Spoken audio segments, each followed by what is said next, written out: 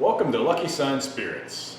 How you guys doing today? I'm JJ Jackson, the head distiller here at Lucky Sign. I'm Christian Kale. I don't know what I do here, but I do something. He's the brains behind the operation.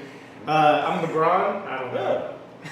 It's like Master Blaster. I'm the little guy on his shoulders. This is a Ratatouille situation, and I know it.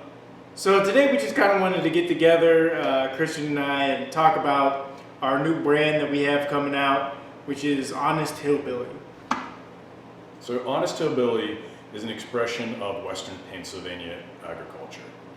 Our whole point is to do everything in a pre-prohibition style, meaning everything that we do will be from fermentation and not post-distillation. We just think that's a better way of actually showcasing the grains that we're using. And a lot of these grains we're using are heritage grains, older style grains. So in that vein, majority of what we're getting is either from Dancing Star Farms, which is in Imler, PA, or CNC Malt out of Butler County, PA. Just a few examples of what we're getting from Dancing Star. We've got our Amanda Palmer corn, which is a multicolored corn. We have our Claridge Blue corn, or Ohio Blue. There's several different strains, but this one comes out of Dancing Star.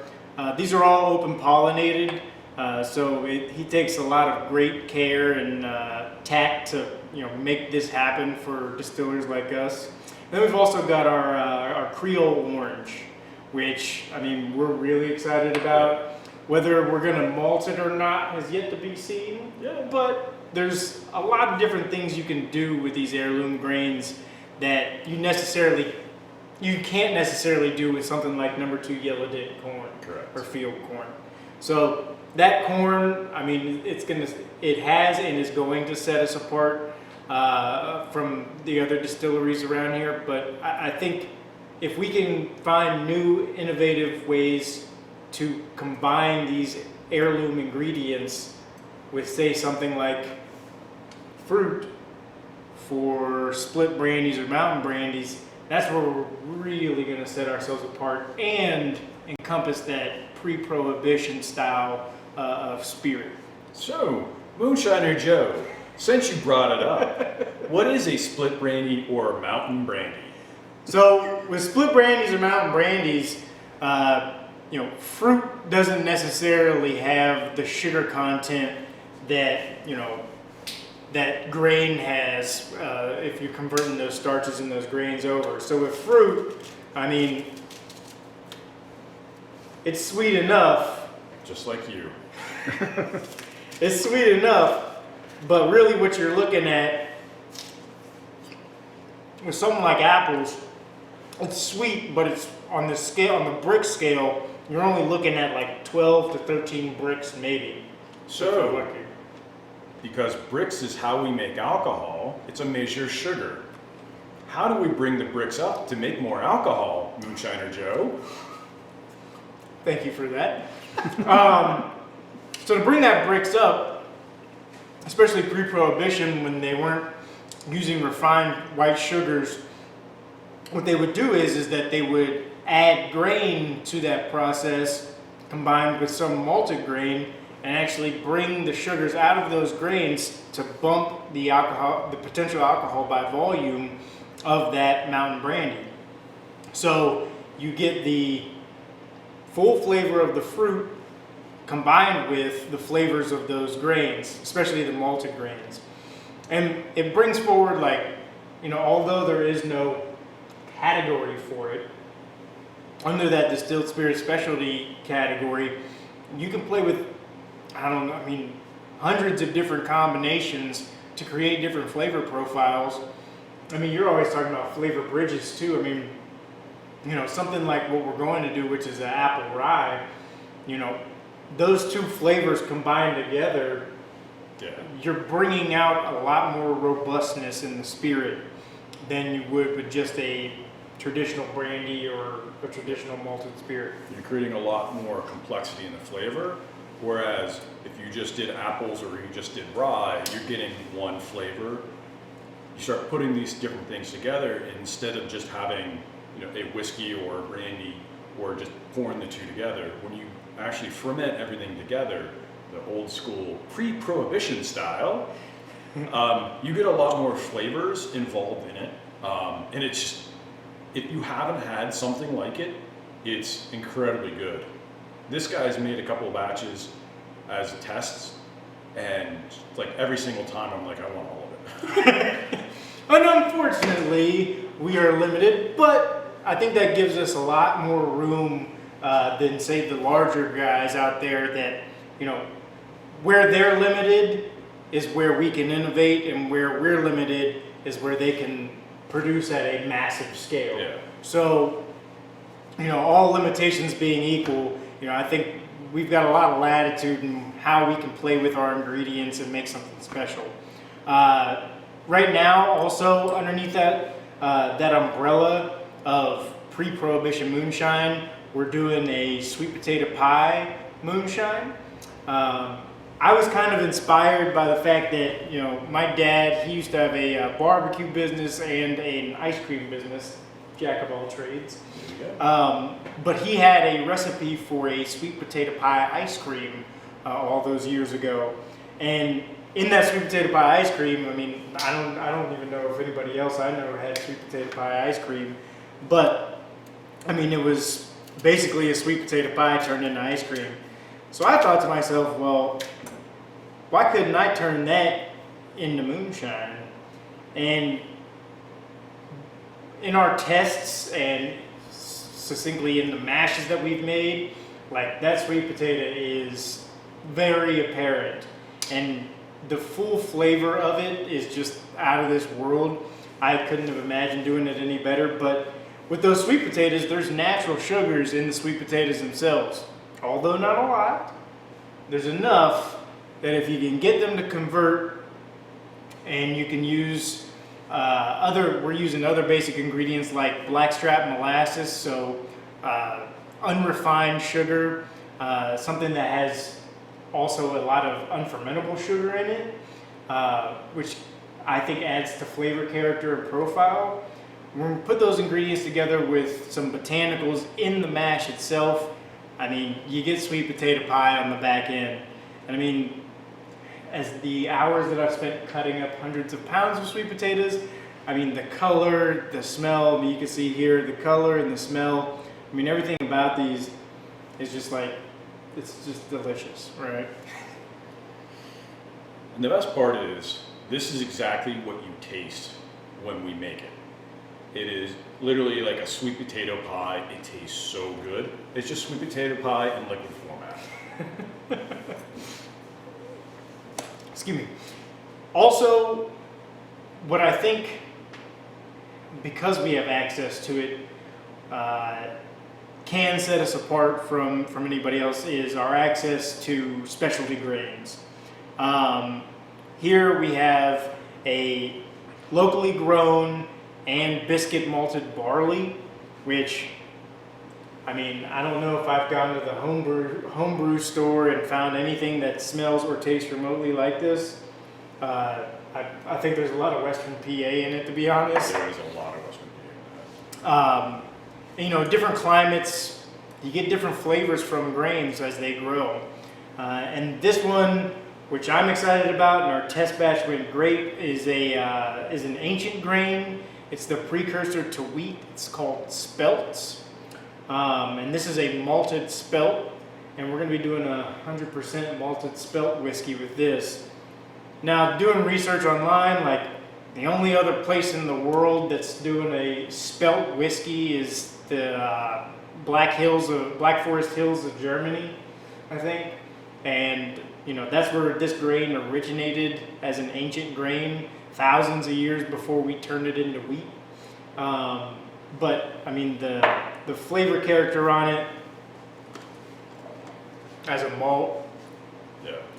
it's just one of those precious grains that you are like lucky to be able to play with, So one of the things, especially with something like a spelt, which is again an ancient grain, it brings a flavor that we're not used to. So wheat has a specific flavor, rye has a specific flavor. This falls somewhere in between, where you get kind of like a spicy wheat, So if you like weeded spirits, like Maker's Mark, Pappy. it adds that, calmness to something, the corn, it adds a little bit of flavor. But with the rye, and especially since this is a spelt, it gets you that calmness of the wheat, or the wheat. Mm-hmm. And then you get just that background of that rye in there, and it makes for something really unique and special. And then when you malt something, it actually brings out a lot more flavors. It changes the chemical makeup of what's in there and just increases the complexity of the flavors. That's going to be an amazing one once that comes out. Throw that in a barrel, it's going to be amazing. In the past, with the Outpost, we did the 100% malted blue corn. I also want to explore, and I think we've got enough to explore, just a blue corn mash bill, a blue corn bourbon mash bill, or whiskey mash bill, however we want to label it that way. But from my perspective, and how I look at these grains and these ingredients across the board is I want you as the consumer to be able to taste what we put into the mash. Traditionally, I feel like a lot of what's out there has a lot of barrel character. Not to say that that's a bad thing, but I think that there's a place and a time for these ingredients to shine, and what industry-wide we call new make, and what locally everybody in the hills calls moonshine. I think that there's something to that. I mean, there's something to a clear spirit that embodies a character of the landscape and the terroir of a region that I don't think a lot of people are getting out of a, extremely long barrel-aged spirit. Yeah. And that's the thing is, like, barrel aging came about because back in the 1800s, you didn't really have metal barrels. You only had wood ones. You couldn't afford metal. So they used barrels to transport things from point A to point B, and it just happened to be that, hey, it makes it taste even better. But what we've lost is that white spirit, white dog, new make, moonshine, however you want to call it. Originally, that had great flavor, but the key is once you start aging it, you don't have to be as good on your cuts, or you don't have to make the white new make spirit as good, because aging kind of forgives a lot of your mistakes. And that's why when you look at what like the big producers make, they make it for barreling. They don't necessarily make it for direct drinking. So that white spirit, the new make, it just doesn't taste great. So we want to start out from the very beginning and change people's minds on this, that you can have a new make spirit that really tastes great. And it really exemplifies the actual grain involved, whether it's, the biscuit malt, my favorite. I absolutely love it with Creole orange. It tastes like candy corn, like after you distill it. It's kind of amazing.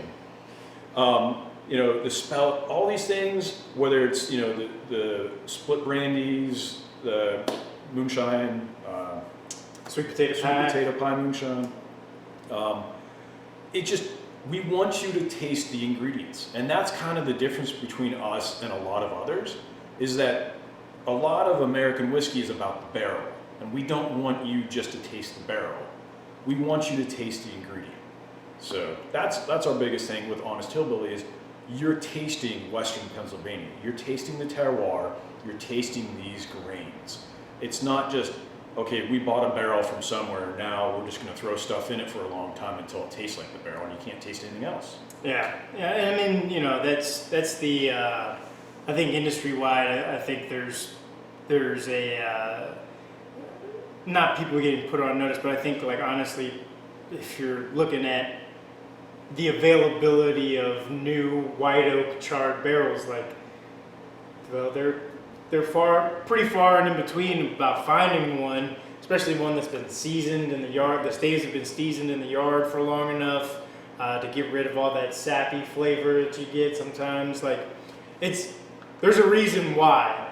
So what we're looking at is maybe even with some of these spirits, you know, being conservationists in a way and using old barrels or you know, second, third use barrels, because, you know, if anything from Scotland to France to Germany to pretty much everywhere else in the world except Kentucky, everybody's using the barrel like 10 to 21 to 30 times, you know, and you're still getting something out of that wood. Yeah. So, and that's kind of the key is when you look at something, you know, the big difference between flavors in Scotch versus like an American whiskey is that with Scotch, because they're using a used barrel where American uses a new barrel, you're going to end up tasting more of the distillate. And we as Americans aren't quite used to that. That's why you'll see a lot of people like, I can't stand Scotch or, you know, something like that. Whereas when you get down to it and understanding whiskey is about the grain, if you can't taste the grain and you can't enjoy the grain, what's the point? You're just drinking barrel, and that's not fun. I mean, we can make some oak tea. We can make it for our limoncello, but exactly. And that's the thing is like when you start doing things like barrel aging, you're no longer just making whiskey. You're now really making more of a cocktail. So you're adding different flavors in, and like you know he mentioned before, we're really key on understanding flavors and how each flavor interacts with the other and how we add these things together. The complexity of these flavors, you're getting, you know, from 10 to hundreds of different flavor compounds out of these different grains. With modern corn is about the starch. It's not about flavor. With these older grains, these are more about flavor than they are starch, because this is what tastes good. yeah, I mean the comparison and conversion of how many bricks we can get out of an heirloom corn. I mean, on a regular white, you know, number 2 or white corn or number 2 yellow dent corn, I mean, you're looking 2 pounds per gallon, you're getting 26, 27. Some guys are even getting like 30 bricks out of that at 2 pounds per gallon.